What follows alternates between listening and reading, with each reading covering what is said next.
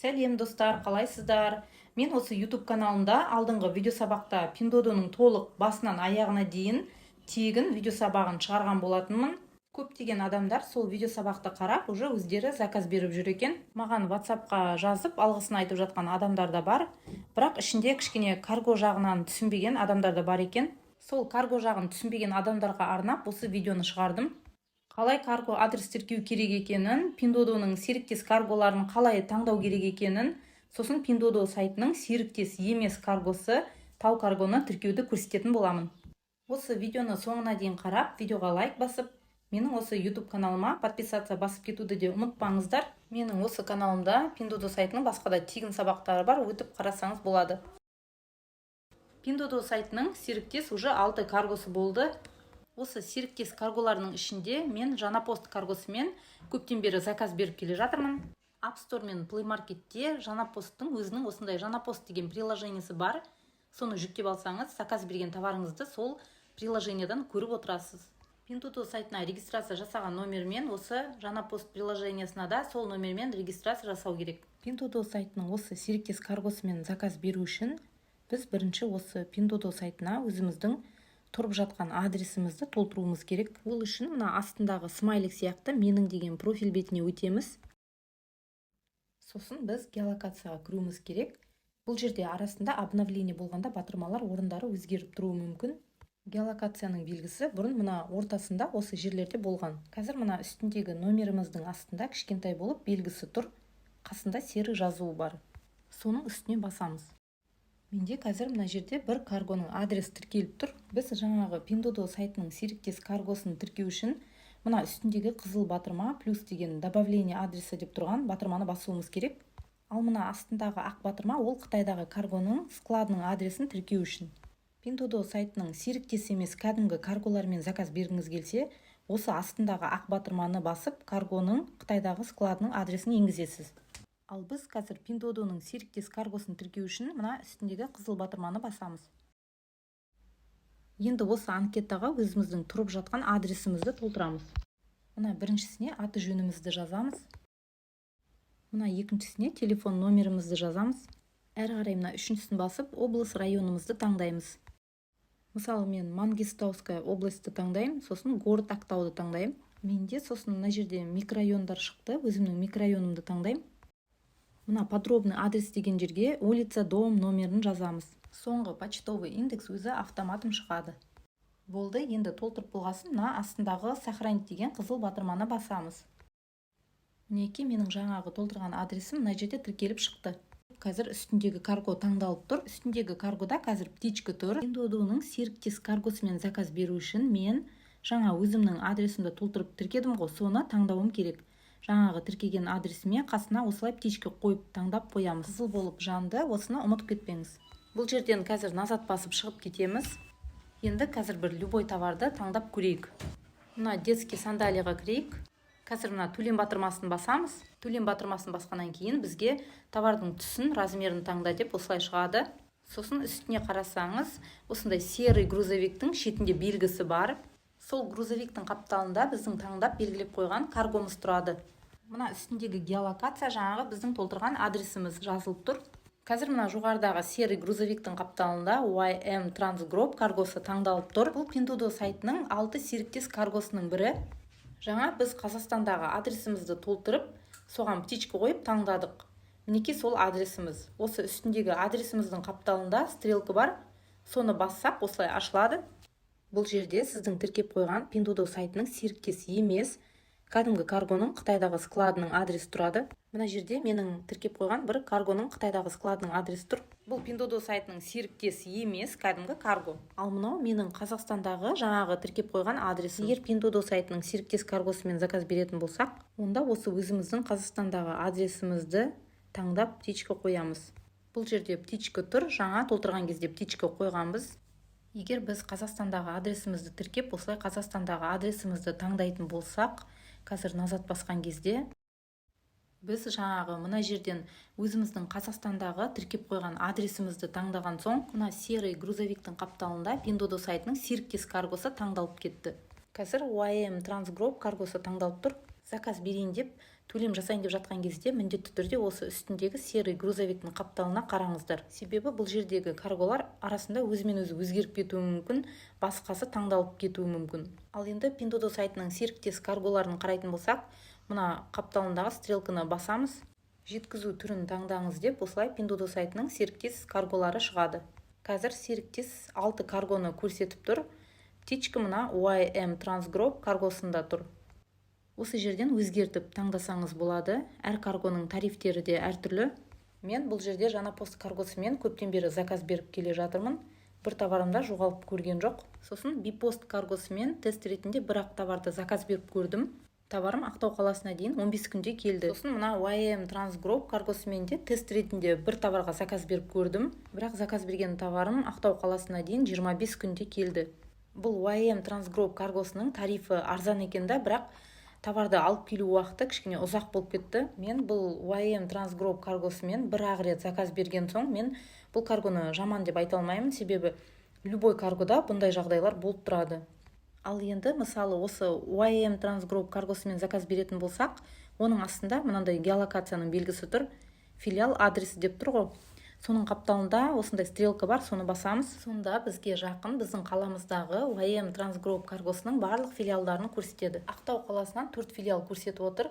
Өзіңізге жақын орналасқан филиалды таңдап, осылай қапталына птичка қоясыз. Осы жерден бір назад басамыз. YM Transgroup каргосының өзімізге жақын филиалын таңдадық. Сосын мына растау деген батырманы басамыз. Ал егер мына YM Transgroup каргосы емес, басқа серіктес каргоны таңдайтын болсақ, онда мына стрелканы басамыз, осы серый грузовиктің қапталындағы. Мысалы, мына бипостты таңдайық, үстінен басамыз. Бипост каргосы таңдалып, птичка қойылды. Сосын оның астынан филиал адресі деп геолокациясы шықты. Соның қапталындағы мына стрелканы басамыз. Енді осы бипост каргосының өзіміздің қаламыздағы филиалы шығады. Өзімізге жақын адресті таңдап, птичка қоямыз. Енді осы жерден бір назад басып, мына растау деген қызыл батырманы басамыз. Мінекей, енді мына грузовиктің қапталында бипост каргосына ауысты. Егер жаңа пост каргосын таңдайтын болсақ, дәл солай мына стрелканы басып, осы жерден жаңа посттың үстінен басамыз. Сосын әрі қарай мына филиал адресі деген жердегі қапталындағы стрелканы басамыз. Мына жерден өзімізге жақын филиалдың адресін таңдаймыз. Осылай қапталына птичка қойып кетуді ұмытып кетпеңіздер. Осы жерден назад басып, мына растау деген қызыл батырманы басамыз. Мінекей, енді жаңа пост каргосы таңдалды. Pinduoduoның осы серіктес каргосында тоқталатын болсақ, әрі қарай товардың түсін таңдап, размерін таңдап, мына төлем батырмасын басып, заказ бере берсеңіз болады. Бұл Pinduoduo сайтының серіктес карголарымен заказ беретін болсақ. Ал егер Pinduoduo сайтының серіктес емес, кәдімгі каргомен заказ беретін болсақ, онда мына үстіндегі геолокацияның белгісі бар жердегі біздің тіркеп қойған адресіміздің қапталындағы мына стрелканы басамыз. Мына жерде менде Pinduoduoның серіктес емес, кәдімгі каргоның Қытайдағы складының адресі тұр. Оны мен өзім тіркегенмін. Қазір мен осы каргоның адресін таңдап, птичка қойсам, осы карго сақталады да, и жаңағы жерде грузовиктің белгісі жоқ болып кетті. Бұл жерде енді менің тіркеген каргомның Қытайдағы складының адресі шықты. Товарға заказ беретін болсам, товарды осы адреске апарады курьер.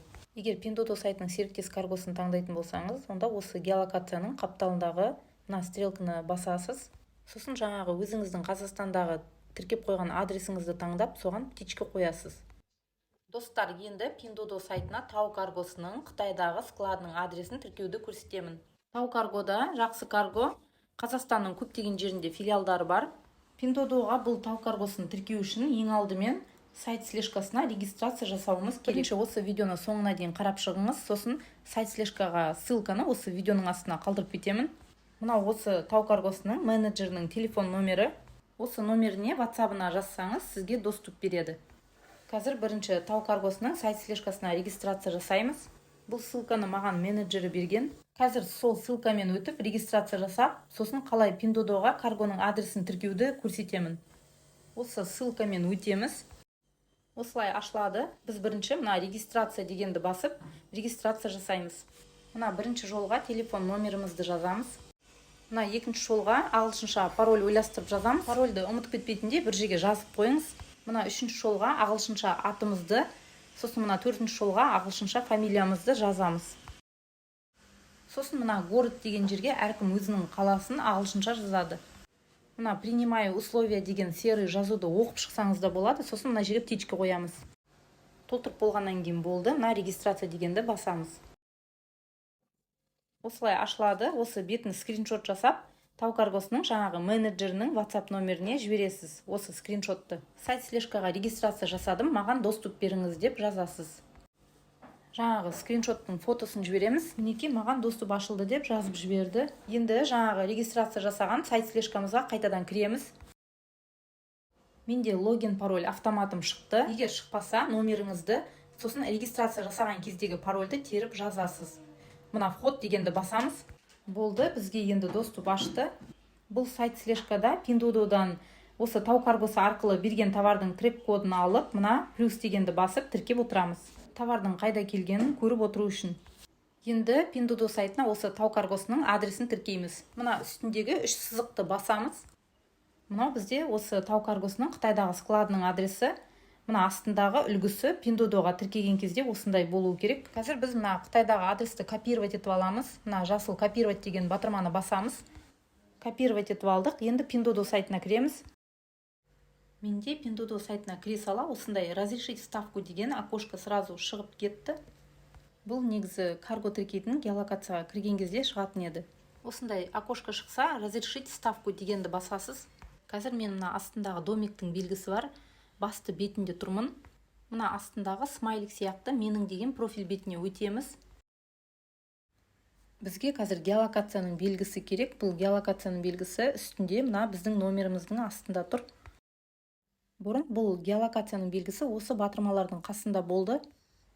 Осындай белгі Pinduoduo сайтында батырмалар орындары ауысып өзгеріп отырады. Геолокацияның белгісі қазір мына үстіндегі біздің номеріміздің астында орналасқан.